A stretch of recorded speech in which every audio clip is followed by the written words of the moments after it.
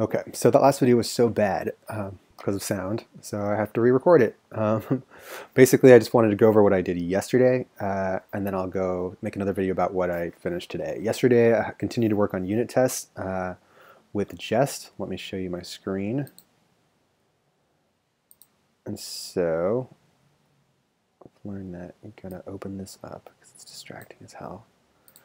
Okay, so yesterday I spent all day working on unit tests and really did not get nearly as far as I was hoping to, but I guess let's start off by running this guy and seeing where we did get. Okay, so I have this one unit test, call to action banner. I should really retitle this thing, because really what it's doing is, well, I'm not going to worry about the title because I want to actually use this describe and this it, make it a lot more syntactically cool, but just haven't gotten that far yet.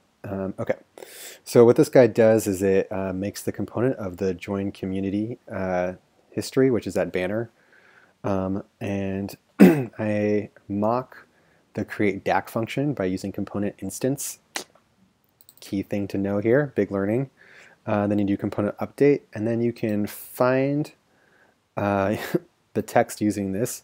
So this is basically saying find the button that says create a community, and then click it. And then when you click it, see if this create DAC function was called. So yeah, we're mocking that when you click something, it calls what you're supposed to call. Basically, that means that here's the JSX, and yeah, here there's a couple buttons. One of the buttons says create a community, the other one says start a campaign, and on the onClick function, it calls this create DAC. And so this test is basically saying, hey, make sure that when you click this button, it does indeed call this create DAC. That is kind of cool, okay, I guess, actually, but it's really pretty lame. You know, it's just a tiny bit better than this other one that said expect 2 plus 2 to equal 4.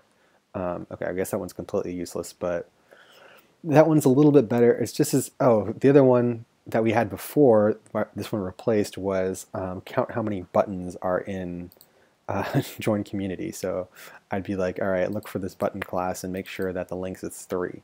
So I guess it is better than that, but just a little bit. Cool. Any day now, it'd be great if this test ran.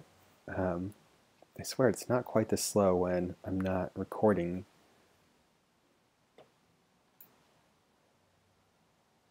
Cool.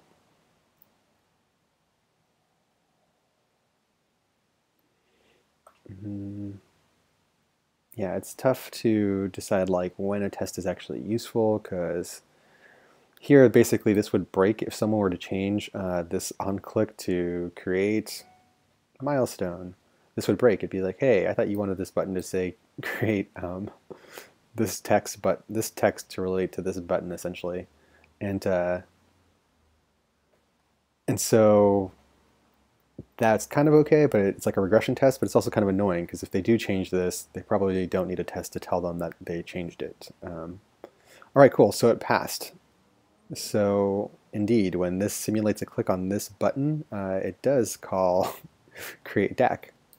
Cool, well the next step that I really wanted to take it to was to test what happens in the function, right? So here you create DAC. Okay, cool, thanks for that. But what I want to test what happens in here. So here's where it's declared. And you see the very first thing it does is in whitelist. And so it does that, and then everything else it reacts on the promise of that.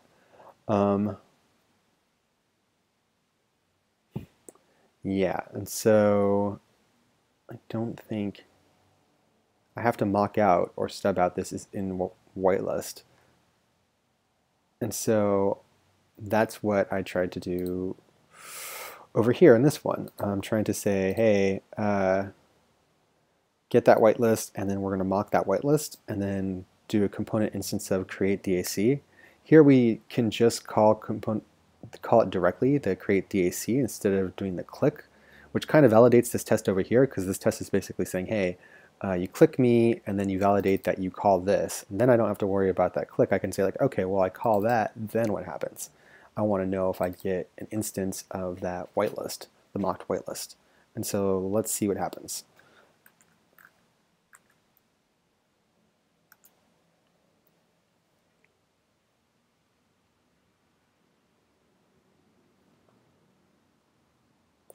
Cool, it breaks pretty fast and it says, hey, is whitelist is read only.